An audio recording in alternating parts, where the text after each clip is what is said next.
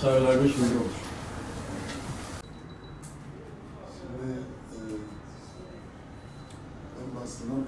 Allah razı olsun. Yakından, uzaktan veya köprünün altında üstünde bize yetişirse. Bize evimizi verdiler, sözleşme imzaladık, Cömert Şeytan'ın sözleşmesi. Tamam.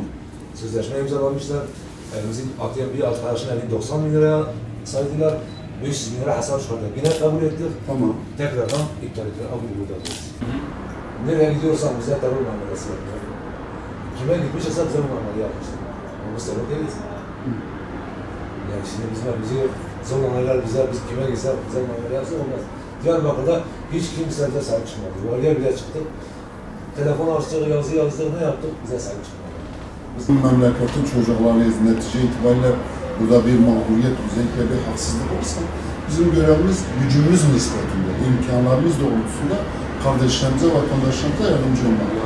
İnşallah biz bu mağduriyetlerinizle alakalı kısmı biz de kendimize göre araştıracağız. Gerekirse avukatlarla görüşeceğiz. Gerekirse karşı tarafında bu konudaki fikirlerini soracağız. Genel merkezimizle görüşüp gerekirse Ankara'daki genel merkezimize gönderip bu işle alakalı kısım araştırmasını söyleyeceğiz. Şimdi ben önce burada Sayın Başkanımızın bize göstermiş olduğu ilgi, alaka, takdir her türlü övgünün üstündedir. Bundan dolayı Sayın Başkanıma ve heyetine teşekkür ediyorum. Saygılarımı sunuyorum. Ziyaretimizin amacı sesimizin Cumhurbaşkanı'na ulaşması ve mağduriyetlerimizin giderilmesi. Bütün amaç budur. Sür mağduru olarak bugün mağdurdayım, sahipsizim, sahip çıkanım yoktur. Ben Sayın Cumhurbaşkanımdan Sür halkını onura etmesini beklerim. Evet. Bu benim birinci dövümdür. Diyarbakır'ın milletvekili, Diyarbakır'ın il teşkilatları, Diyarbakır halkının sorunlarıyla ilgilenmiyorlar.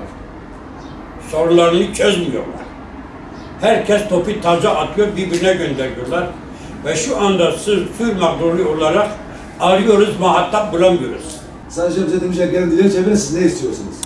Biz de gelip demişiz ki, biz Sur'da yerimizi istiyoruz.